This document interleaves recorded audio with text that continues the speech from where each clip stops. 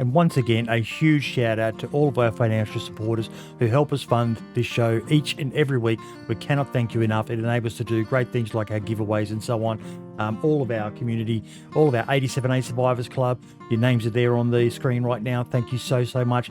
A special shout out to our 3 podcast bosses, Kenny Baker, Cinnamon, and Palmer, who's just joined us. Welcome, buddy. And our live show Chad, the one, the only, Roger Roaster. 4 months, mate. Thank you so much. But just know that all of you who are legends, just by watching the shows each and every week, help keep us going strong. Thank you all for your support, and we hope you enjoy this week's show. Welcome to episode 168 of the DayZ Podcast. On this week's episode, we've got Glaz, the King of Grubs. We'll be talking about 1.23, the release and how it's going so far, the egregious scripted stream that we witnessed firsthand this week, and also discussing last week's video, Cobra Spotlight, and a few other topics along the way. All the best, and we will see you in the show. And we are live in 5, 4, 3, 2, 1. And welcome to episode 168 of the DayZ Podcast. Cobra, how you doing, buddy? Very good, mate. Very good. Same old. How are you? Yeah, not too bad, mate. Not too bad. 1.23 is here, but we'll get to that soon. Let's start first, though, by welcoming our guest this week, the one, the only, the King of Grubs. Glaz, how you doing, buddy? I'm doing good, boys. I'm super hyped. I'm super hyped for this. Mate, as always, super excited. That is a big claim. That is a big claim to say you are the King of Grubs. Bro. In the DayZ community, there's a lot of people, and I don't mean this as offense, but there's a lot of people who can lay claim to that title, mate. There are a lot of people who love to play grubby. I know. Well, the reason why I have that name, right, is because I believe I have some of the best, juiciest stash spots, right? I've spent a long time kind of homing the craft of stash spots, and I think it kind of goes back to just like obviously, like I mentioned, I'm from Scotland, so I love a good bargain, right? It's all about saving it up and stuff. And so stash spots, it's like the cheapest way to have a base, right? You don't need to build all the walls or nothing. You just got the loot there. It's hidden. None of the funny business with bases. There are so many little spots around the map that you sit there. Like there's that weird industrial building that's got like the conveyor line in it. On the other side of that, you can actually vault over the conveyor belt, and there's just that little area, and no loot spawns there that I've ever found. Nope. But you often wonder how many people have got little stashes there. Cobra, do you ever think of things like that, mate? Mate, you know what I think about, and that is I find all your shit. So don't worry about that. That's what I spend my time. But it's a pleasure to have you on, mate. Sadly, we're behind the 8 ball, mate. You've already been a guest on our competitors, the dirty, filthy scum over there at Friendly. Damn fucking animal. Oh, there we go. Demonetization already. Those filthy animals over there at Friendly. No, we love the boys over there at Friendly. They're good, solid lads. Yeah, they're a laugh. They're good lads. No, it's great to have you on, mate. So, how long have you been doing this for? So it's hard to put a date on it. I mean, like content creation in general, it's always been like ever since I was at high school. You know, like it's something just like. Not so much the bucket list, it's just something that I've always wanted to do. And I feel like I'm just kind of going off on what my younger self wanted to do and just kind of, following the dream. How old are you now? I mean? 23. I'm 23 now. Okay, so you're still a young fella, but yep. Yeah. Mate, so that's old. He's old enough to remember Mixer. I'm just looking at your thing there, mate. Bro. Yeah. What made you start on Mixer though? Because that was okay. I saw it, and point. I know they signed Ninja, I know they signed Shroud, but it was just like, look at the amount of trouble that even YouTube is having making inroads against the juggernaut that is Twitch. Yes. No, you bring up a good point. Obviously, the name Glaz, most people will recognize that from Siege. That's where my streaming all began, with Siege. Look, if I'd heard your accent, I would have gone Glasgow. So. Oh yeah, I know. I get that a lot. Funnily enough, I'm actually from Edinburgh, but that's another kettle of fish. That's a naughty one, there. Yeah. So So yeah, Mixer, started on Mixer streaming, Rainbow Six Siege, doing like open lobbies, got pretty popular on there. One of the things I go back to mentioning at school back in the day, obviously 1,000 subs was like a big thing. Let's say back in 2014, let's say 1,000 subs was a decent deal. So that was something kind of on the bucket list I always wanted to hit. And so I'm streaming Siege. I'm streaming, Apex Legends when that came out, just trying to get a foothold somewhere. Streamed the Xbox Bohemia Interactive game Vigor. Streamed that a lot. Yep. Got a lot of success through that, and we're up to about 998 subs on, or it was 980, 900 and something, right, close to 1,000. And a few streams time, I'm gonna hit that 1K mark. Boom, Mixer goes bust.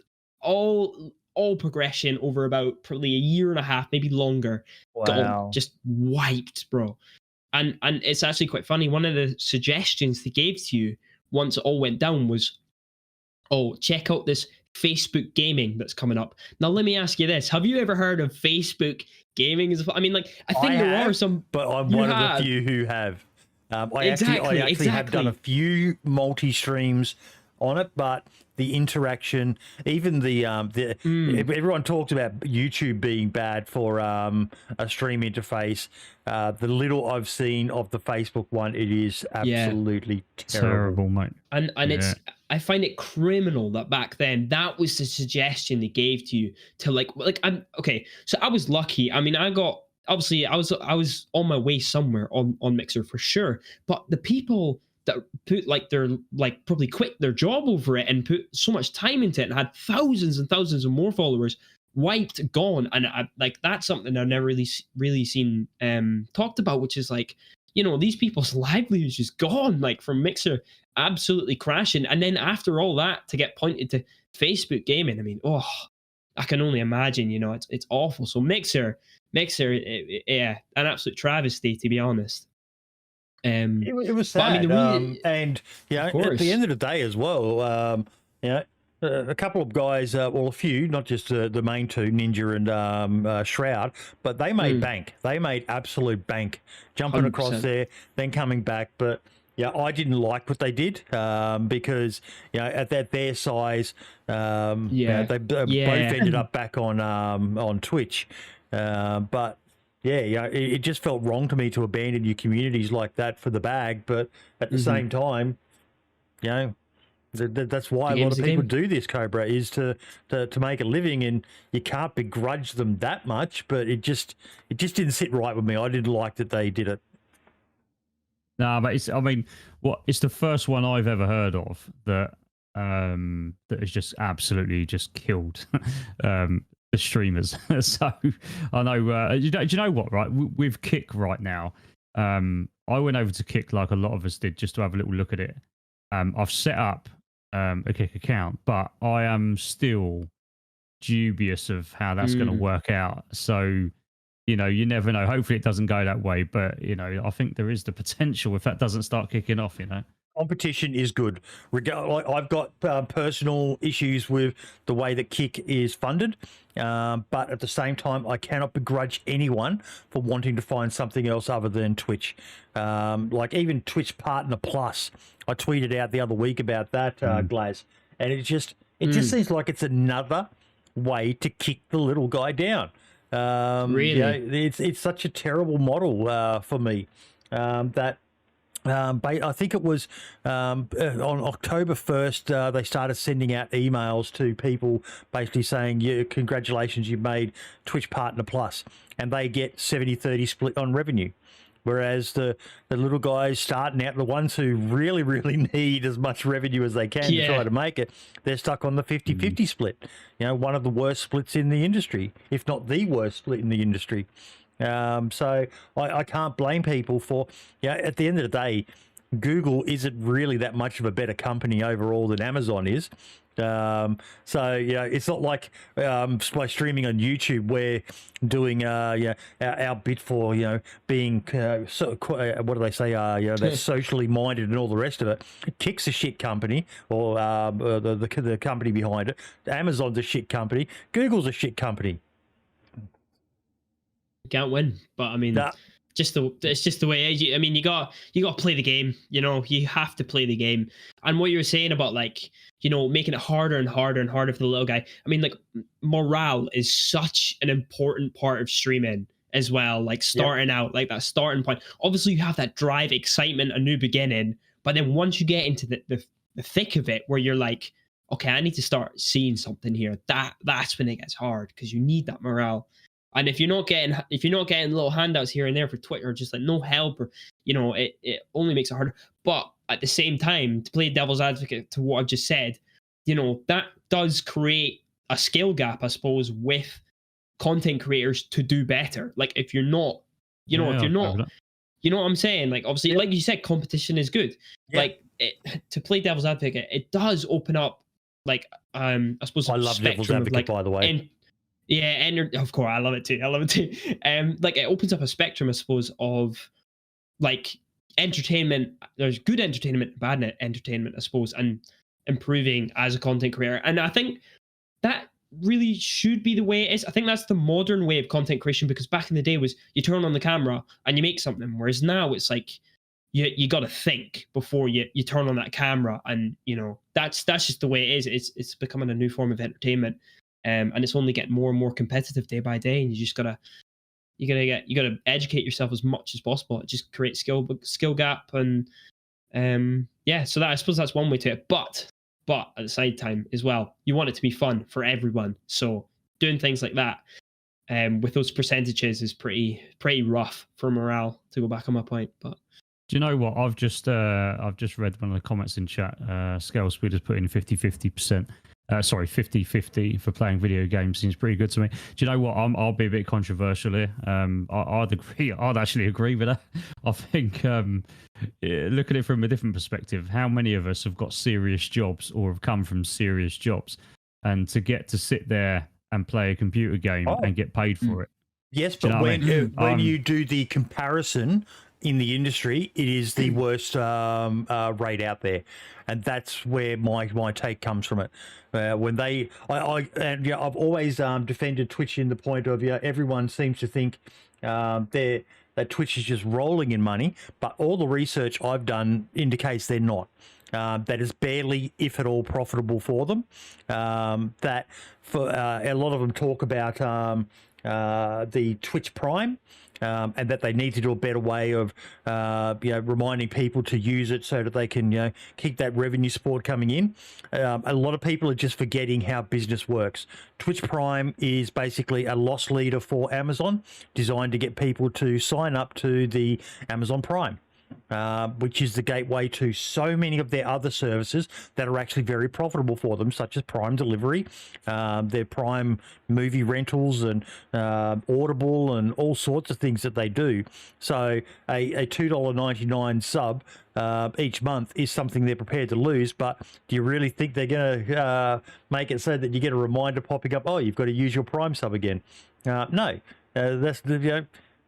I get that it's. I've seen people talk about how it creates uncertainty for a lot of streamers, that their revenue fluctuates a lot primarily because of Twitch Prime subs. But at the same time, they're doing.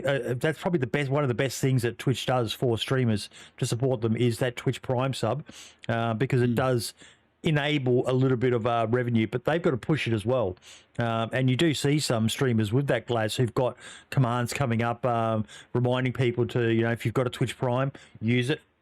But at the industry standard, they are the worst for the revenue, but they are the best in terms of the size of the audience. Right. So where are you streaming now? Well, funny you say that. Well, after Mixer, when I look back at Mixer, I really do look at like such good times. It was incredible. Like I did a partnership with when I was playing on Vigor. I got partnered with Bohemia Interactive, so working with Bohemia Interactive. Just say that. They don't do that with us, DayZ, Chads. They've got the Vigor partner program, but they don't have one for DayZ. It breaks our heart, doesn't it, Cobra? I know. Actually, tell us what it involved. It'd be good to actually speak to someone who. Yeah, let's jump into that. Yeah, honestly, so it was incredible. Right, let me paint the picture here. I am only at 600 250 followers on Mixer. I remember it was roughly that time. I had my right hand man. I was co-streaming with him every day. And the two of us, I joined a random Vigor stream. I don't know why. I just did. And it had Vigor partner in the bottom left. And I ask him, I query him about, I'm like, what's that? And he's like, oh yeah, just sign up for it, mate. You just get it. And I'm like, eh? So I sign up for it and I get it. And I get on this partnership program. And basically, early doors, it was a bit vague. There wasn't too much happening with it, but then things over time started to happen. You know, we were just like streaming, and eventually there was competitions that come out. So they did like, I don't know if they were maybe wanting to set up competitive like tournaments, because it was set up like a tournament, and so we grind for it and we win the tournament, and then after that nothing really happened for a bit. So then randomly they kind of bring up the second stage of the partners. So you have all the partners that are signed up, right? You've got all of them in a group, and randomly chosen are a select few to get this next level of partnership. Now, it was obviously, this is a long time ago, so I can't quite remember the names of each one. So this new set of partners was randomly chosen, and I was one of the randomly chosen one, but my co-streamer wasn't. So it was this kind of weird situation where we'd both done the exact same amount of streams and entered the same amount of tournaments, won the same amount of tournaments, and I got chosen, but he didn't. And what ended up happening was I got merchandise sent to my front door. I got, you know, a little tomato timer that was the icon for Vigor, and I got like hundreds of pounds worth of skins to do giveaways and stuff with stream.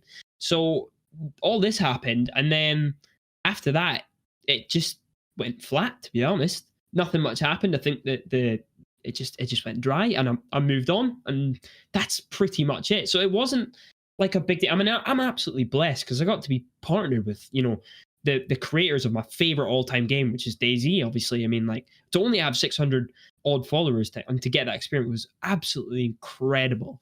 But especially having, you know, a shirt and stuff sent to your front door just from clicking that stream button, you know what I mean? It was crazy. So the whole partner experience was it wasn't actually a financial partner. It was more just a promotional. No. Okay, nothing like that. That's very important to know. There was a contract you had to sign, like not like a written one, but one you just sign, you know, through the computer or whatnot.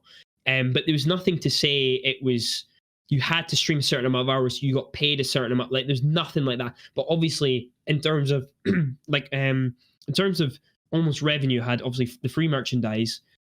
Excuse me, the free merchandise and like hundreds of pounds worth of the new skins that were bringing out for the game. So I suppose you could say that would be a form of payment for the partnership. But as far as money, there's nothing, which is fine. I mean, I was such a small channel at the time. I just think it was they're trying a new, unique type of promotion that had never been done before, and they were using small streamers in the hopes that maybe one of them would, you know, blow up, and then they would have them linked with this contract and be like, right, now we're gonna put this contract into effect because you've got X amount. I mean, I have no idea if that's correct, but that would be my guess on, like, because you have to think, you know, where is their angle? What did they get out of this? They have to get something out of this, right? So, I mean, that would be my idea for the whole contract. Vigor partnership was they were in the hopes that someone would maybe blow up on Mixer or Twitch, because it was mixed for the two, and then have them be on their game, so that it obviously makes the game better. So yeah, that's kind of the experience I had with Behemoth, and it was a good experience. It was. Fair enough. And how's your YouTube channel going? Dude, YouTube's been good. I've been really enjoying it recently. For a long time I've been doing tips and tricks, mainly because I got a foothold in the tips and tricks scene, and obviously been playing the game since way back 2018, so I know a bob or two.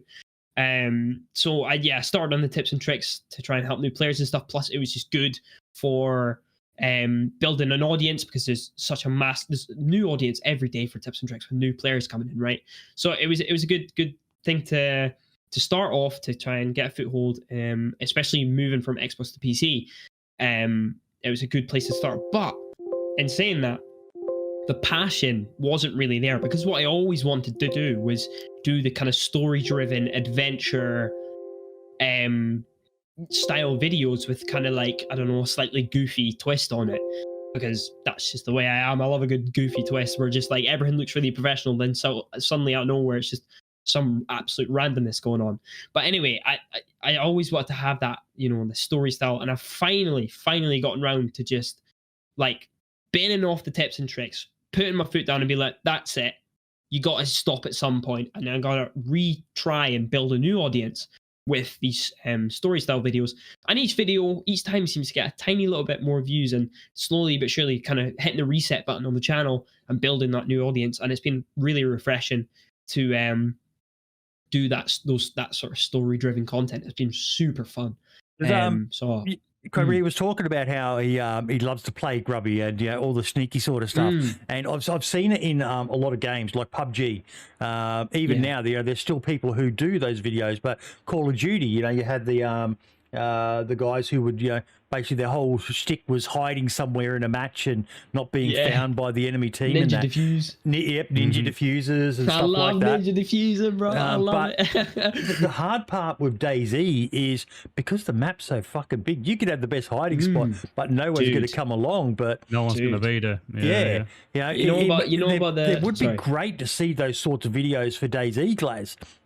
You know, people showing some of the, but it'd be so hard to get, you know, even 20 minutes, 10 to 20 minutes of footage for a video, unless it's one really funny encounter. But yeah, you know, get yourself a VSS or an Asval and just sit there and troll people. Of course. No, I have to say it's kind of a case of been there, done that. I have done quite a lot of Stashbot videos. I mean, some of my best I would say was you know about the chicken coop one.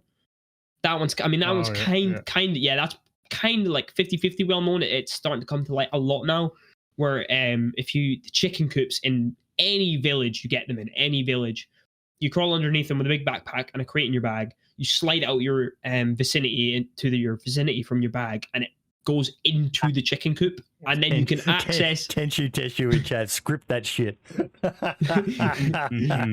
And put the wooden crate into the chicken coop, and you can access it from the tiny little door hatch where obviously the chickens would go in and out. Another absolute classic is, I don't know if you guys, the upturned logs in the woods.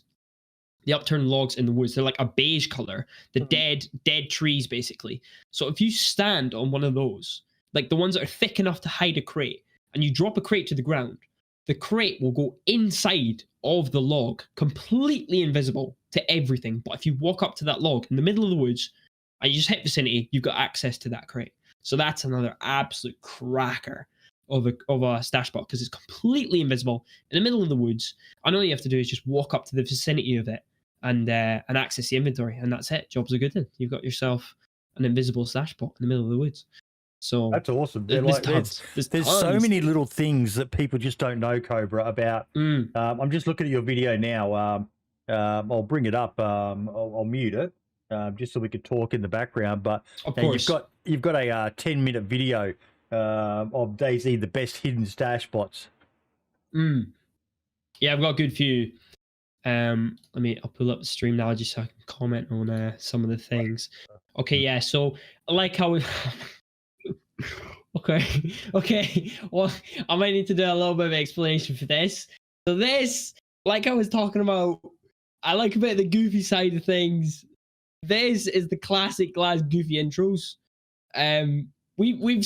Thankfully we've binned these off, but this is a classic intro. I'm not sure what happened there, Boyd. It's gone. Yeah, I've just popped it back up again. Yeah. Just give people a few secs to get back in. No worries. The goofy intros, mate. It was too much.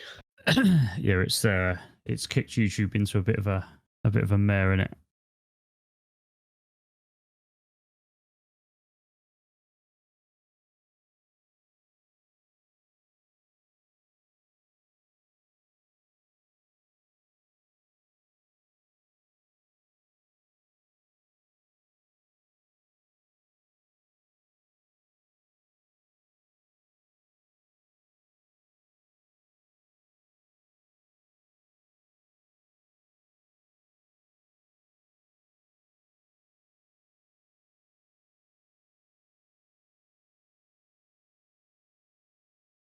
What's the title of that video there, Glaz? Which one there? Sorry. The one that Boydie's trying to play. It was the best hidden stash spots. Is that video, shorts, or live? Videos. Videos. I've got a good few. I think I've got about three of those ones. Most of them are about like. Was it? Good couple months ago. I can check right now for you. DayZ stash. See how to make invisible DayZ stash. Hold on. How you getting on? Yeah. 6 months ago. Right, the best seed base. DayZ hidden stash spots. The best DayZ hidden stash spots. Yeah, the best yes. DayZ hidden stash spots 6 months ago. Yeah, I see it, mate. I see it. To the crane. It'll be the crane thumbnail.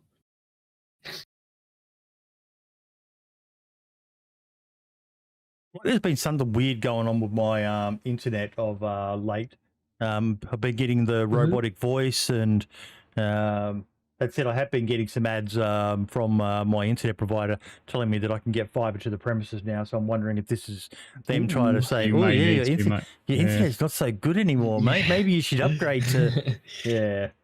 Okay. Yeah. But yeah, no. So carry on with what you were talking about with the video, mate. Yeah. So the first stash spot there was one on the crane. Obviously, it kind of goes from like worst to best, I think. So this one's the first on the crane, like quite useful for the coast. So let's say you're on a hardcore server, that like food is quite hard to come by. So this one here is like I kind of set you up to go, like your go bag. Okay. I think it's just a case of there's an internet issue. I had it a few weeks ago. I've literally just changed everything over. I've got a gig upload and download now. Damn. It costs a lot of fucking money, but I got it. But now I don't have those problems anymore. I only got it last week, but I've not had any issues since. Thing is though, there's just it's a nightmare without it. I couldn't go back now to anything below that. I'll tell you that. Yeah. No, I'm literally this month, actually later this month, I'm moving to fiber straight to the house. So yeah. Absolutely. Like I might be as well, because this is that's really bad. Aussie internet folks at its best. Yeah, I've heard. Here for all y'all. Okay, so we're not gonna watch the video. No, that's cool. Absolutely. We won't, third time lucky, but we won't push it any further. But yeah, no, that's no worries. The enemies of truth are attacking. Exactly, bro. They don't want to know the secrets. I need to turn my VPN on. But yeah, so, are we you were talking about with the crane spot. Yes, so I'll talk about the crane spot. Yeah, so the crane spot obviously was the first one, which is like, it's not incredible, it's not groundbreaking, right? But the whole point of that stash spot was, if you're on a hardcore server, those cranes, they take a bit of effort to get to, and normally that's all it really takes for a good stash spot to come into play. It's just an area that takes a little bit extra effort to get to. Yes. Where also no loot spawns. That's key. That's I'll literally be running and I'll look at something in the distance and go, is it worth me going all the way over there? Exactly. Like, just until this week, actually, I hadn't checked those cranes in Berry and all the rest of it in so long, and I was like, I wonder if anything still spawns in them. And I looked up there and I saw a barrel, and I was like, oh, okay, maybe and where the barrel was, if you had a barrel there, you'd put it inside the actual crane cabin. But I was like, okay, maybe stuff does spawn, but it's a risky one going up there because you're exposed when you're on those ladders, aren't you, exactly. Cobra? Yeah, absolutely, mate. It's just that, sorry, mate, I'm having issues at the moment. Everyone's having tech issues. Yeah, hold on, mate. I'm you carry on, Glaz. Mine as well. Yeah, and so like I was saying, good spot if you need like a go bag. Essentially, it's right there. Not too many people climb those. It's only industrial loot, and I think normally if you're at the coast, you're more focused on your vitals rather than your base. Obviously, like, it's good because there's a lot of industrial spawns in the spawn areas for sure, but I feel like that does take heavy extra effort to take the time to do the slow animation of climbing. I think it's 2 to 3 sets of ladders to get all the way up to that top, then vault over a barrier and then walk around the side of this flat bit that nothing spawns on. Unless you're in a PvP gunfight, maybe someone's built a base at the coast. But I mean, as you know, having that grub mentality, you have to take all these variables into position. If you're putting a stash spot right next to there's a base and a sniper could climb that train to use that spot to look into that person's base, then really it's the stasher that's in the fault for losing their stash because they've not checked the area, you know.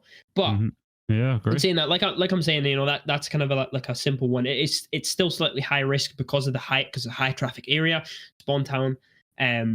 But there's tons of those cranes, and you could really choose one of the cranes that is far out, away out on the docks, that no player is really going to bother to use their stand bar to get all the way around there, and then have to worry about their vitals by using up their stand bar there and back.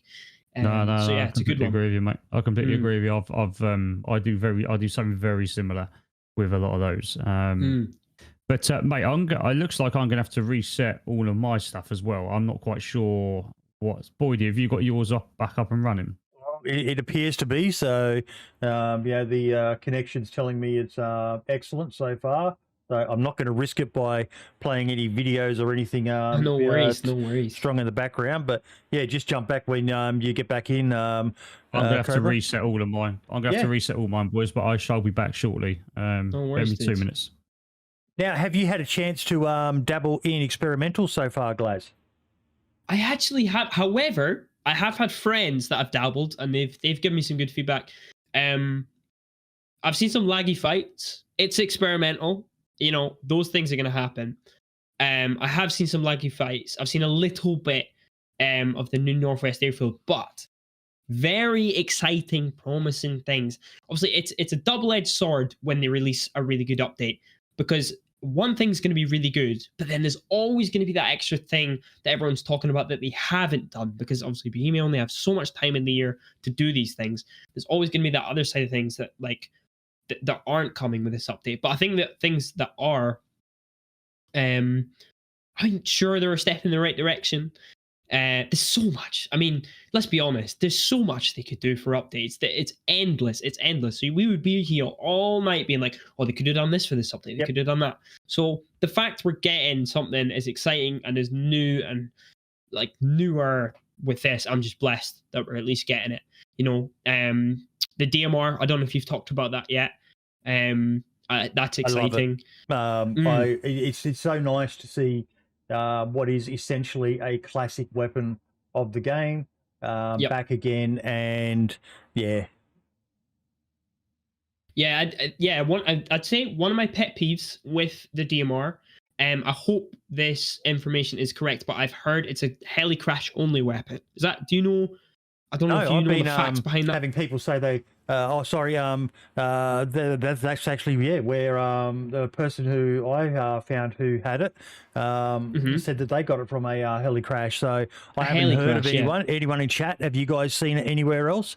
At the new crates or in the gas zones? I know I went to a gas zone to see if I could find it there, and I didn't. I didn't think of that, actually. That would have been a really great addition for the gas ones, I think, as well. Because I think the thing that frustrates me with heli crash only weapons is you get this really exciting new gun that you're barely ever going to see, you know what I mean? Because you got that heli crash, you got now a rotation of the LAR, the SVD, the M4, the AUG, now the DMR, like, you don't know, or even the VSS. To be fair, though, that's only on official. Community servers can mix it up where they want it to come from, and of course.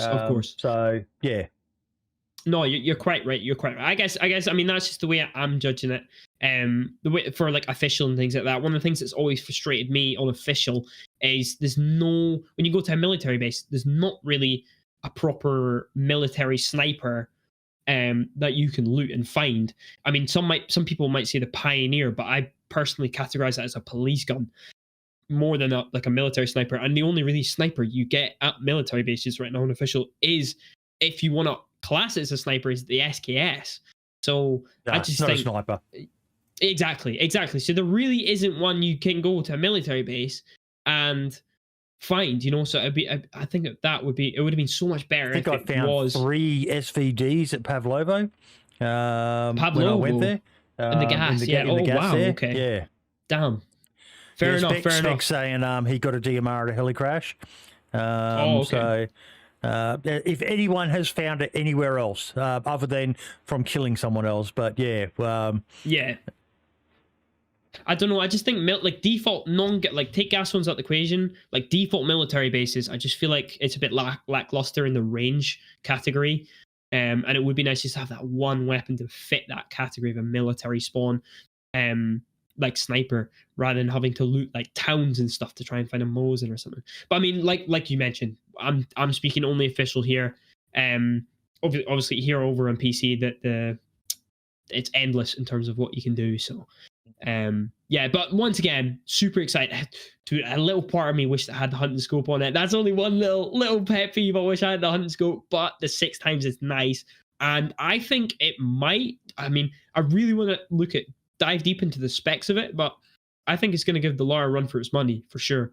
I think the other thing as well is, you know, Mm-hmm. if you did put the hunting scope on that weapon, it would, for by vanilla standards, be quite OP, because when you think about it, you know, you've got the CR, the Tundra, the Blaze, the Savannah, as well as, you know, the Pioneer, but they're all bolt actions, which you can use the hunting scope with. To put it onto a semi-auto sniper would potentially be a bit too OP.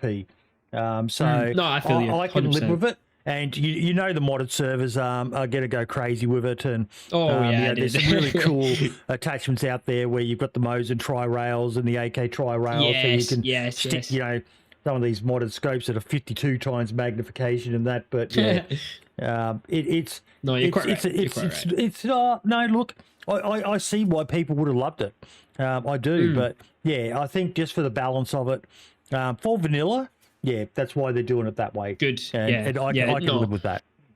Of course. But don't forget, it does shoot 308 as well. So it's a strong bullet. And talking about the rest of the update, I mean, I've done a couple on there. I think everyone knows this by now. All of us content creators on the 5th had major issues with even getting in, let alone the lag. Now, I did a live stream for about 2.5, 3 hours, and it was like, I can tell you now, it was like playing DayZ back in 2013, 14.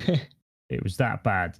And that took me about 6-7 attempts every time just to log in.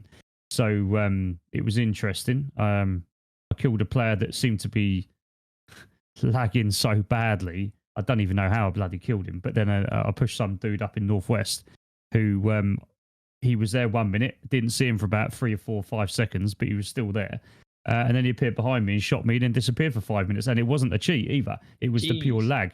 So I was driving around in a car and I was hitting lag bubbles that were reminiscent of a big base. And I was like, this is a fresh server. Like the server that I was playing on is the one that we put up for the Australian and Kiwi community, the first person one. There's no bases. And I'd be driving along, and the next minute it was like the car was, you know, as we've all had when you hit a base bubble of a big mega, the McMansion base as I call them, and it was like, why is it doing this? So yeah, it must be something inherent with the patch, because normally, I think definitely, I need to sort that out. Really, it was unplayable, really, for all of us that have tried. I don't know anyone that's had a smooth stream on that since. And you could be playing, jump off, and then jump back on again, and you get that horrible error 2009 or whatever it is. And it's like, what am I meant to do here? Like, I found a link to some info on Reddit about it, where you've got to do things like reset your modem and change your IP, and it's like, screw all that. It's just why can't it work? But I get it. You know, the weird thing for me, Glaz, was I've got a couple of accounts. One's got the Livonia DLC, the other one doesn't. Yeah. The one that doesn't, because it said something about, you know, switch accounts and you might be able to get in that way. So I switched to my other account that didn't have it. And then I kept on getting, every time I was trying to launch it, it was asking me to install the, what do you call it, the bloody DLC for Livonia, and I was like, what the hell? That's I even had a weird. mate who said he was joining my server, and the next thing he ended up on Livonia, and I'm wondering if that was somehow associated, because we're like, what are you doing in Tarnow? I didn't say nothing because I was like, Tarnow? Where's Tarnow and Chernerus? It just didn't make sense. And then the other guy I was playing with goes, isn't that Livonia? And he goes, yeah. And I went, what are you doing in Livonia? My map's Chernerus Plus, mate. It's bizarre. But at the same time, I don't understand game coding other than that it's complicated. And I know DayZ is the spaghetti code. So God knows what happens whenever they introduce something new. And, DayZ, it's bizarre.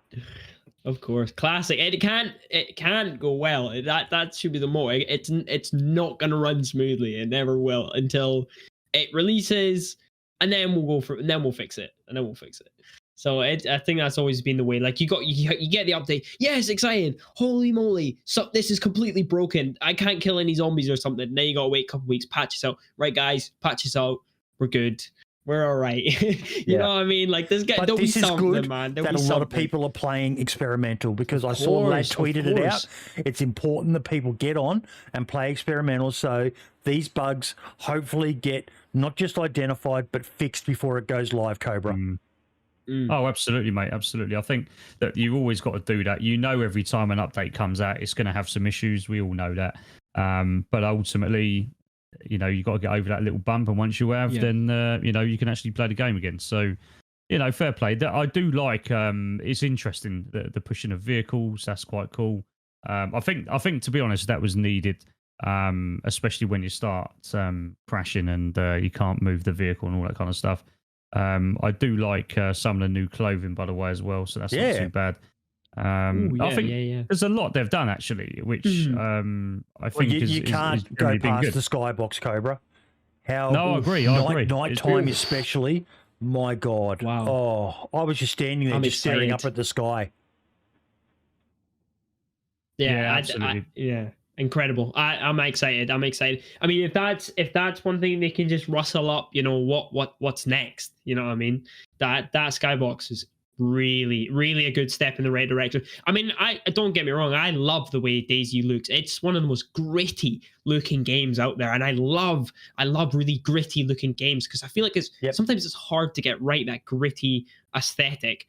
And obviously it's like the skybox just improving that. It's just like really settling in the sort of realism of like the immersion. Why a lot of other games don't do it for me, mate, is that gritty, almost realistic look that DayZ has, Glaz.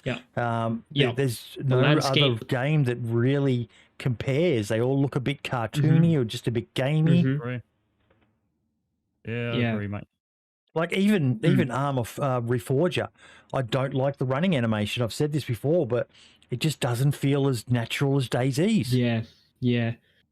Yeah, I think as well, just the whole aspect of, you hit alt and you look over your shoulder, like left and right, and you have like the exact bag you have on, the exact shirt you have on, all of those things. You press to pull up your fist, you've got the exact gloves that your character's on, and it all looks exactly how it should be with your camera. And that, like, in itself is like just, and then as well as just the landscape, the ups and downs, like the huge like scale from like you stand at the bottom of a hill. Let's say you've just left Gorka and you look up to Altar, right? There's that massive change in like in height of like the landscape and stuff, and just there's no other games like that, man. There really is. Like it's either one or the other. I feel like hills are such a difficult thing to get right in games. They're like, it looks like someone's grabbed the land with their mouse and stretched it up. Whereas DayZ, it's that flow of like fields to then tree line to then field to then woods to then town, then you know what I mean? Like it's the landscape that is incredible in DayZ that just no other game has got that feeling like of what it is, What's your favorite map for doing your grubby gameplay? Man, it's hard. I mean, obviously spent the most amount of time on Chernarus. I feel like that's an easy one to say. The more and more I've played this game, I've started to prefer the other map. Not prefer the other maps, but I've enjoyed Chernarus less, if that makes sense. Like sometimes I feel like everything genuinely is really spaced out in Chernarus, really spaced out. and I've done the same run. I mean, you know, you've done the west, you've done the middle, and you've done like the north and the east and stuff like so many times. Cherno's to me is like your parents' house. It's whenever you go back there, you always just feel at home. But there's nothing quite like a good holiday, and getting away, going somewhere else, and then you're just happy to get back home again, where everything is as you know it. And especially when you come back to a patch like this where they've done some stuff. Oh look, you did you've redecorated the backyard. That's done some landscaping, which is the Northwest Airfield, which is a great. How good is that Northwest? Dancer Jesus, if he's in chat. I sent him a DM. I'm getting goosebumps now, but I am so proud of that guy. So proud of him. This is his first, he did Nishnoi, and he's done a few little things here and there, little fix-ups, but this was his first really big, this is mine. This is my baby. And he kicked it hit it out of the stadium. I am just, I haven't had a proper chance to do a full run yet, but I got in a car and I did a couple of laps of the airfield, and it just the vibes of old DayZ were so strong. I was in love with it, Glaz. Oh, I wanted to ask actually. So you said you kind of did some laps around.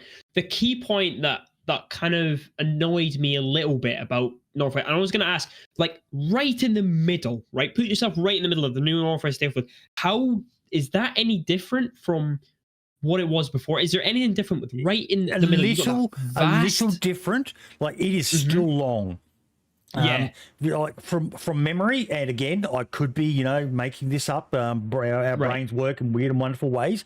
But you used to be able to sit on the south hill, which overlooked it, and you could pretty much see all the way down to the other end where the sheds were on the left and the tent city was on the right end of the airway.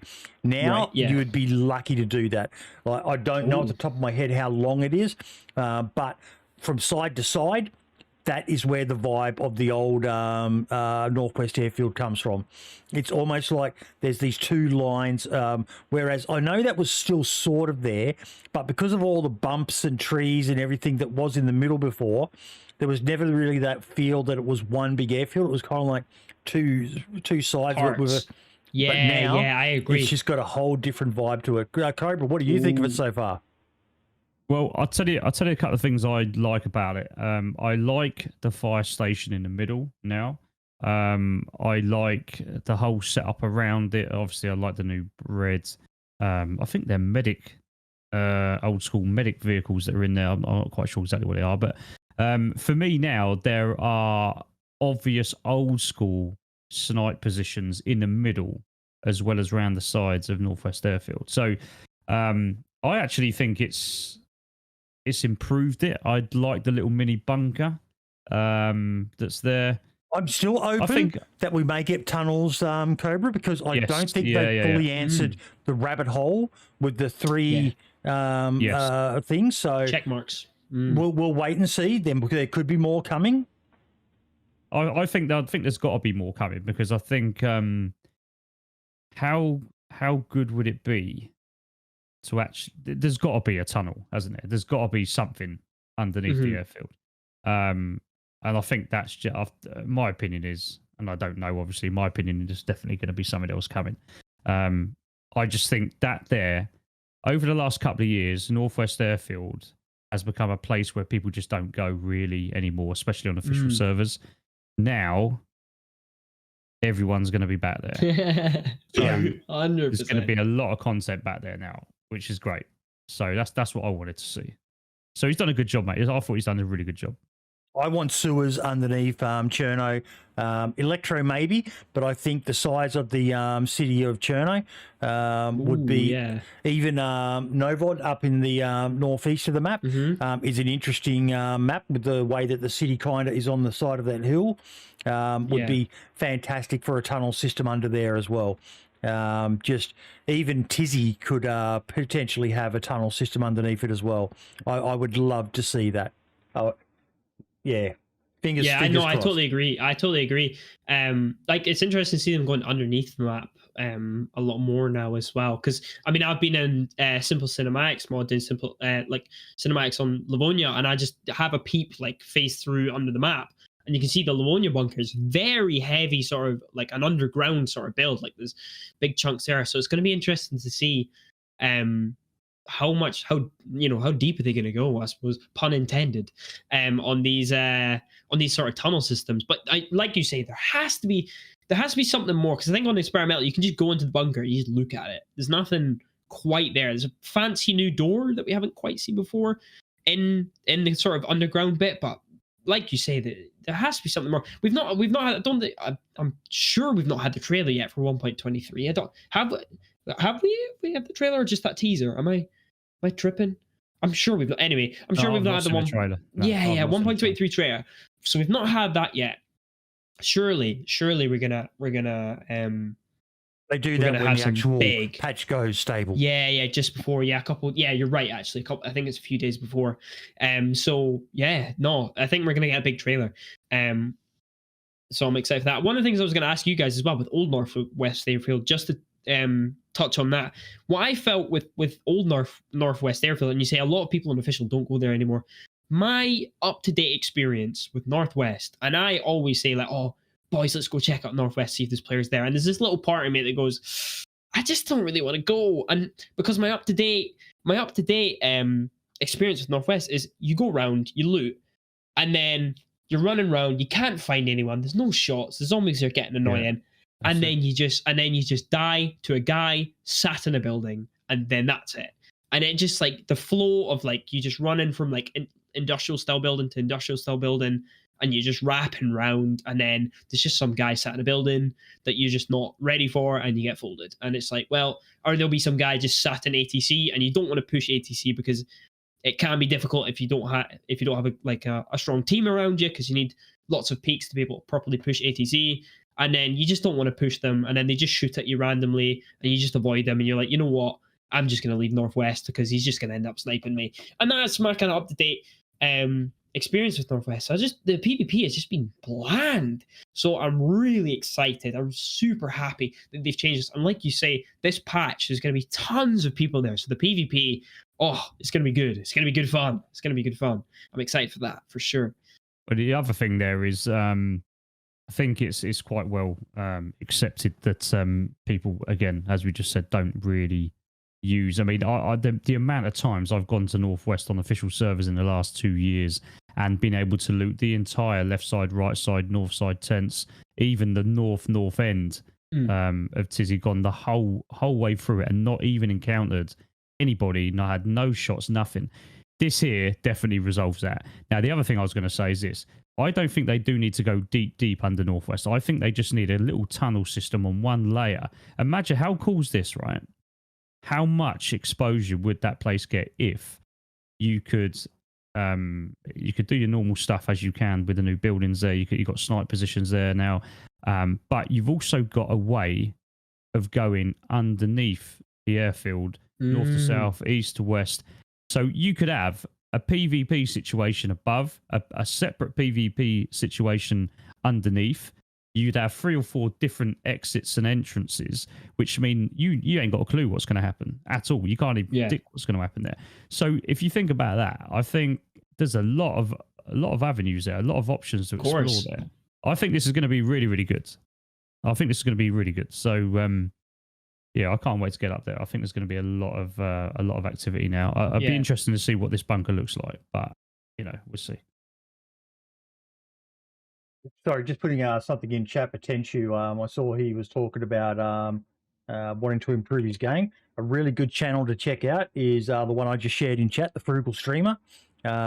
He's basically, you've just said it, you're figuring out your budget. That's his whole focus, is on what is cheapest, what is best, what is adequate for your needs. One of the worst mistakes you can do, unless you are Mr. Moneybags, is go out and buy all the flashiest gear straight away. Yeah, it's great to have, Elgato and all the cool gear and all the rest of it, but you don't always need it. So that's a very, very good channel there. Also check out Gale Level. Nerd or Die is another one. There's lots of free assets out there. Feel free to send me a DM in the podcast Discord, mate. Happy to point you in the direction of some free stuff, some very, very cheap stuff that will save you a shit ton of money and still be just as good. You know, even when it comes to editing software, there's DaVinci have a free version. DaVinci Resolve, thank you. I remember Jamjar, one of the biggest YouTubers back in the day for DayZ. He used to use Windows Movie Maker. That's a throwback, Jamjar. Holy moly. That goes back. Yeah, he's still around. He's still around. He just doesn't play DayZ much anymore. But yeah, he still does stuff from time to time. I know him and Moon and that have been playing Scum a bit lately. Yep. There you go. Yeah, love Mr. Moon. I'm a little Mr. Moon fanboy. Sorry, bro. I love him. Same. When I got to interview him, mate, I was literally just wow. He was one of the best. Brothers. Pliskin Brothers, exactly. The great Khan, brother. George the Farmer. Him and Chow. Oh my God, you couldn't do Chow these days. Because when they did their traders in Electro, sitting at the bus stops across from each other, abusing each other. One of the Training Day was another great video before the Survivor games. That was just okay. Flashback over, guys.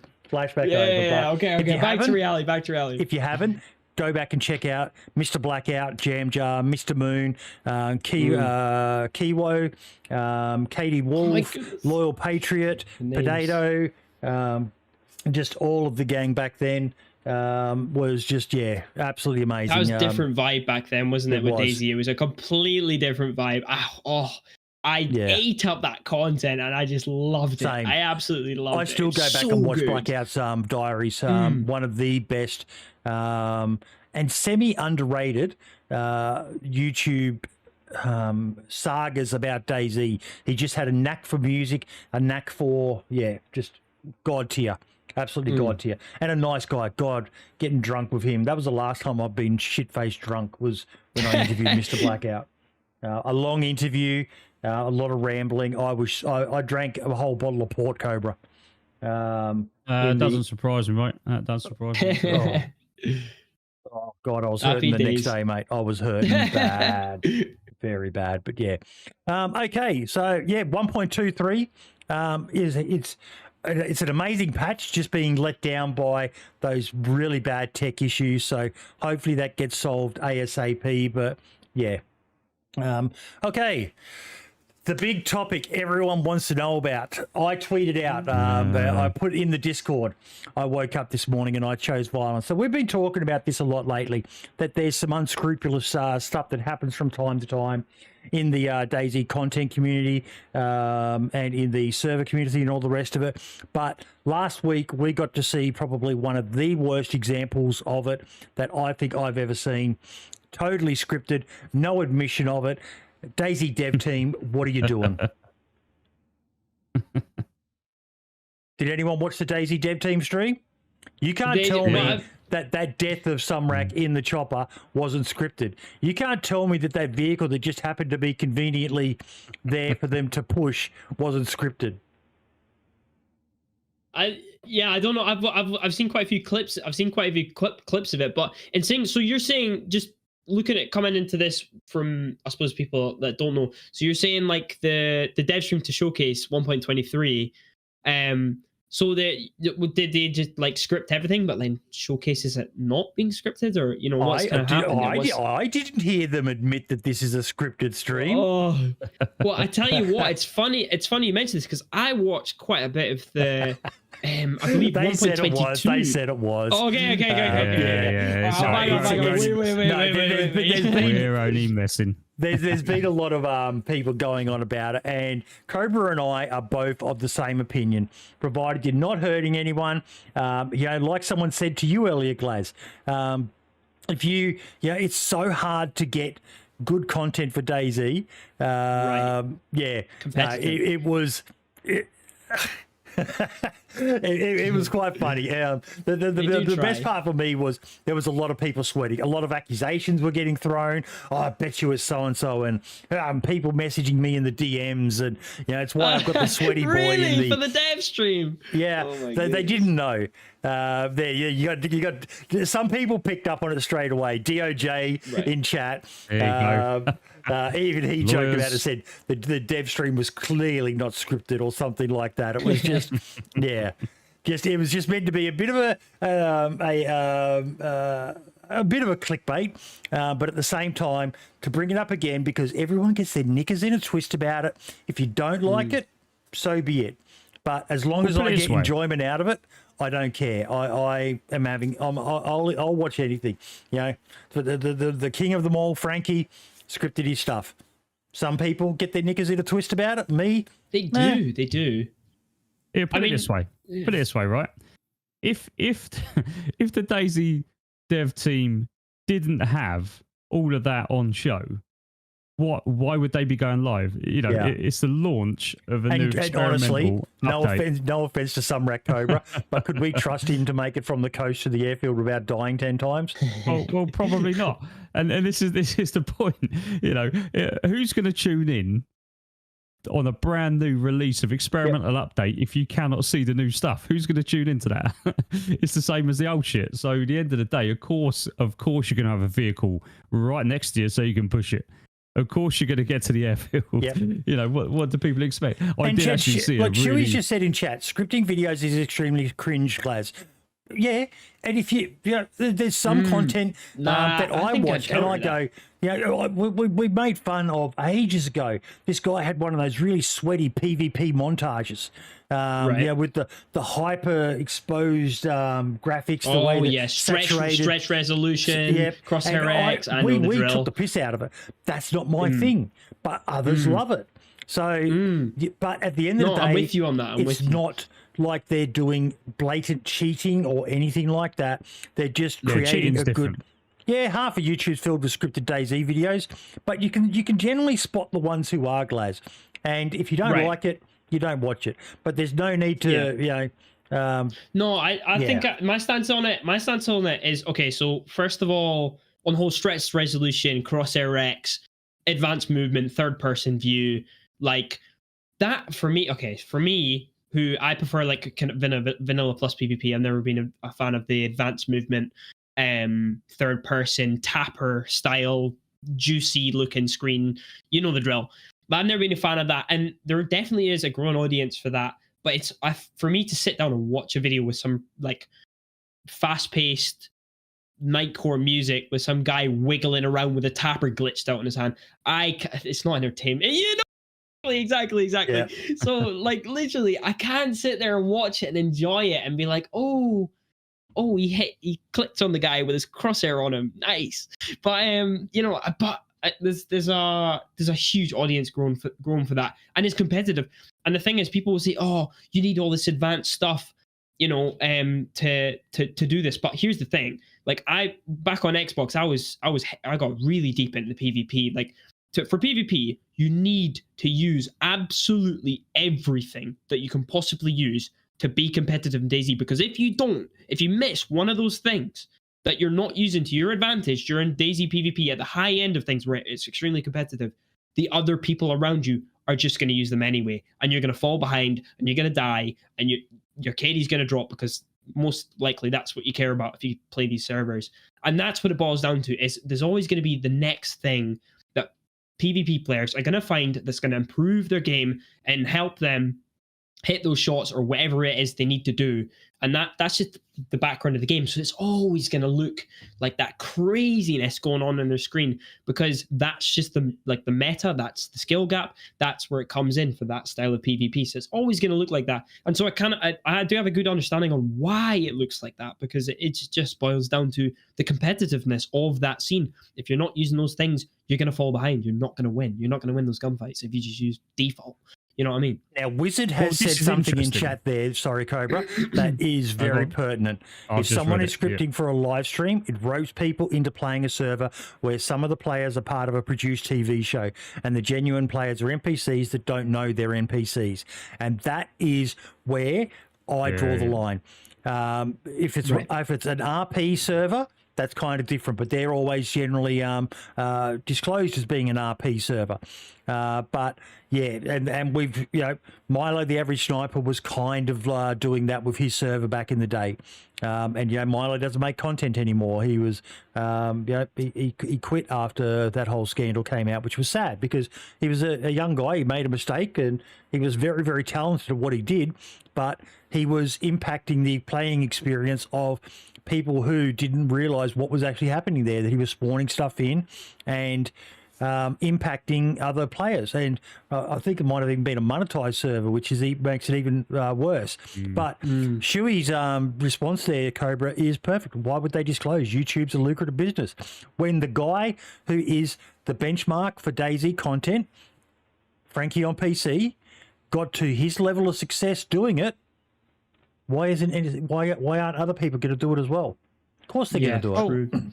Of course. I mean, look, at the end of the day, mate, I mean, I think at some point, a second you're dealing with people who have got their own servers, and I don't mean own servers for everyone to join. I mean their own servers that they've purchased through Nitrado or all of any of the many companies that produce them for cinematics and stuff. I use my own server for cinematics. So, as I always say, my cinematics are always scripted. My cinematics have got to be scripted.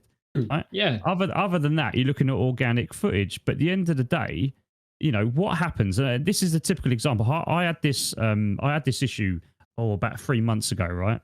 And to me, this is completely legitimate. I've got no problem doing this, right? So I had a really good video, right? I spent 2 weeks on a server with another couple of players. We had great content, great base radius, a brilliant storyline. And when I went to remux through OBS, all of those 1 terabyte of files, 2 of those 2-hour-long sessions, 2 of those video files were corrupt. So I'm then left with, what do I do out of the 10 I've got? What do I do with that? Do I cut the whole video? It's taken me 2 weeks to record it. Or do what? And this is what I did in the end. I turned around, I contacted the server owner who knew I was on the server, obviously. I also put in the video description, part of this video, whatever the part was, I've had to redo. And it was done on a no person on the server. Now, there is difference in the wording that people use, but at the end of the day, if I hadn't have done that small part that was a corrupted 2 times files, then I've just wasted 2 to 3. But bear in mind, it takes a week to edit. I edit for a week. It does. Right? That's nearly a month. That is a month of lost time. That is a month of lost video. What do you do with that? Do you cut your losses, or do you actually go, do you know what? The rest of it's all good. You put a little disclaimer. And on my videos, if you see RP next to it, you know that is a scripted video. I've only ever done 2 and they've got RP in the title. Other than that, if I've ever had to recreate something, and I've done it twice, I think. I've had to do it twice. I've always put it in the description. I've had to redo this for whatever reason.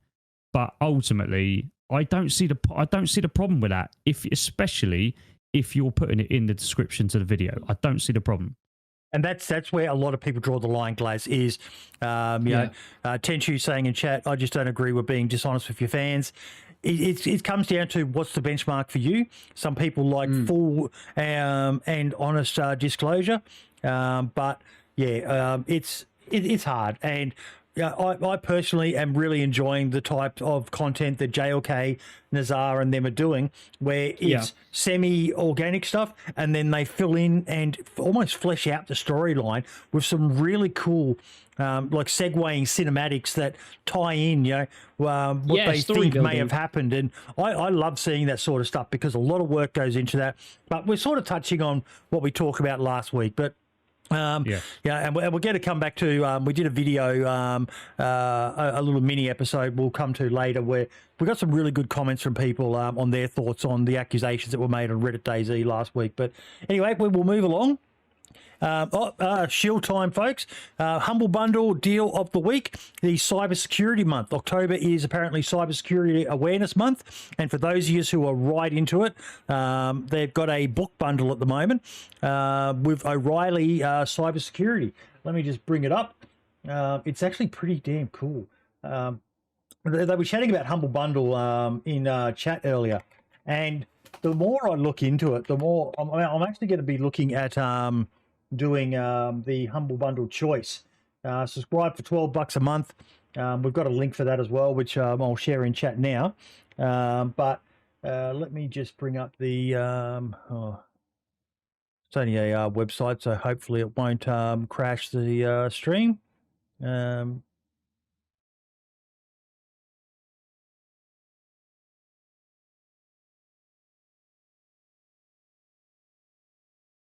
it is.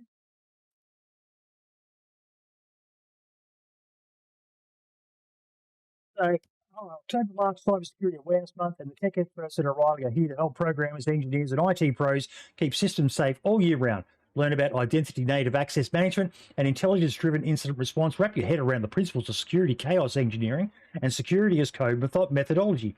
Build the know-how you need to create systems that can withstand today's ever-evolving cybersecurity threats and help support Code for America with your purchase. And for as little as $43.86, that's what, like about a pound in your money, Cobra. Yeah. You can get nearly 1,300 Aussie dollars worth of books relating to this topic. But it's not just that. They've got some really, really cool stuff across their website.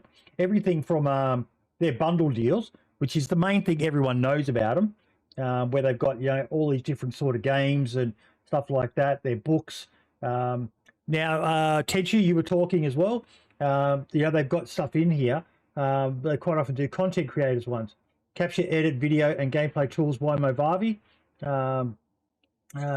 They've got stuff for game devs. There's so much. I shared one the other day. They had a survivalist pack, Cobra, of books that you could buy. To download them to an iPad or to a e-reader or something like that. But the other thing a lot of people don't know is they also have their featured stuff. Like they've got Total War Pharaoh Dynasty. And if you're a Humble Bundle Choice member, you can get up to $30 off. Now, I don't know what this is going for online, but $154 for a video game. My God, they're just gouging us these days, aren't they? These AAA titles, but I don't know. The Total War is a very good series, but yeah. And if you become a Humble Choice member, you can save yourself money on all your links that you get, all your purchases you make from them, as well as getting the free games each month. And they've got like a bit of a slasher theme this month with their Humble Choice, obviously being Halloween month. So yeah, save that link, folks. It's in the Discord as well. If you ever go there to purchase something, by clicking that link, you help support us, and we could do more stuff for the community, like the server we've got at the moment and giveaways that we do from time to time as well. Okay, let's move on. Wendy's rant. I didn't really have a rant this week. It was actually a pretty decent week. What about you, Cobra? Anything that upset you this week? I'm still. I was actually waiting from that Reddit post. I was actually waiting for something to go out on Twitter from either JLK, Nazar, or someone. So I was waiting for something to come out online, but it didn't. So no.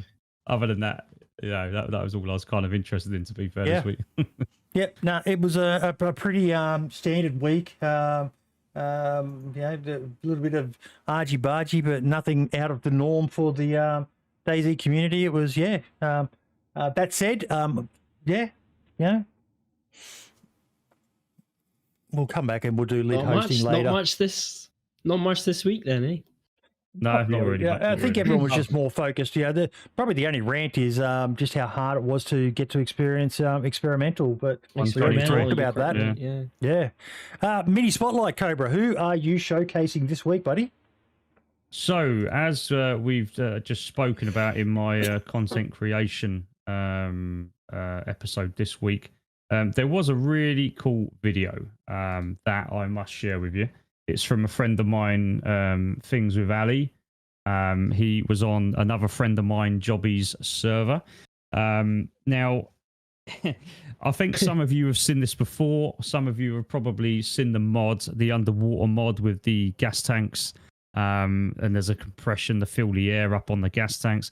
Well, my man made a video showing what can be done. That was very interesting.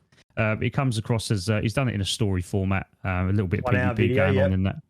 Yeah, good video, very good video. And I love the way Ali does his bits and pieces.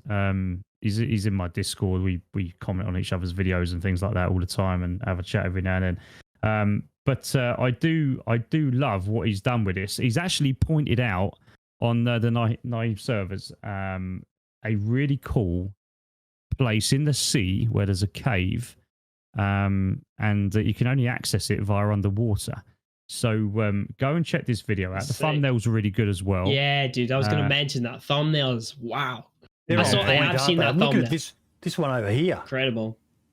Oh, he's done a lot of really good stuff. Does he do his thumbnails himself, or? I'm not going to talk about that. So, you can ask him that. So the thumbnails are really good, and the storyline is one of his better ones as well. But the most important thing for me, when I check out all these other YouTubers every day, I'm looking at all these new ones for our content creators spotlight every week. I mean, we're talking like a good 30, 40 I check out every week, and it's so nice to see, and it's rare, something brand new. Something that no one's really done or touched on. So you remember when the crypto stuff come out, everyone was jumping on doing the crypto videos, but that was new. That was great for a couple of weeks. Well, this is the new one. This is a good one. So go check that out. Let him know what your thoughts are on that. Bearing in mind that every time you comment on someone's video, every time you hit that like button, it does help the algorithm for them as well. Yep. So you don't need to to donate to them or anything like that. But ultimately, just hitting that like button and putting a comment on there is going to really help out all the content creators anyway. So go and check that out. Have a look at the video. I thought it was cool. There you go. There's the link in chat, folks, so you can bookmark it for later. If you're going to be sitting down tonight and not sure what to do, there's a good 1 hour video. And yeah, Things of Ali is growing quite well. I've been quite impressed with the progress over the years. So I think he's on 38k at the moment, so he's climbing, he's doing well. So yeah, and we'll talk about my big bugbear of the week in my bit at the end. Roger. Ooh. Now, Mod Spotlight. I wish I could show the videos, but I'm too scared to showcase it. But Rag Tyson, I know I talk about Rag and Hunter a lot, but they're in my sphere. I see their stuff.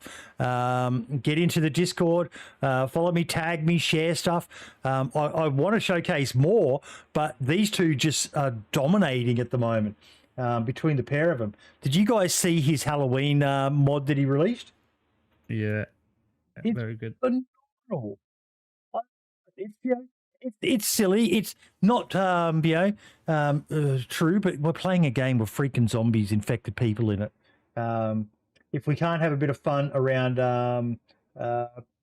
Halloween with some silly stuff on servers, I shared it with Captain Sauna from Northman. I think, maybe even if they only did it for the weekend or for the week of Halloween or whatever, but it was brilliant. I'm just trying to find. There we go. I'll go to the website.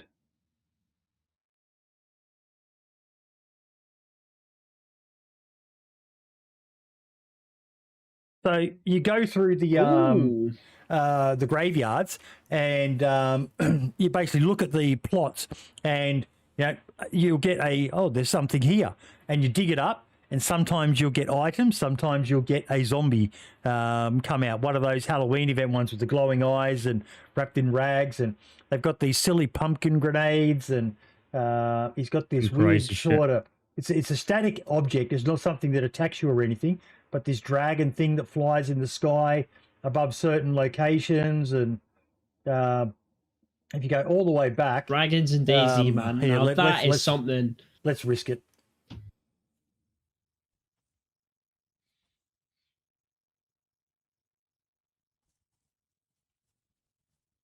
There is. Dragons and DayZ. Now that's something. I love it. I love it. Old school stuff. Is that grenade? Yeah. What's gonna happen here then? To blow himself up, you watch, bounced back. Oh, it's actually fireworks. Oh, Yeah. what we got? Food. Oh, that's cool. It's like a supply drop. Nice, nice.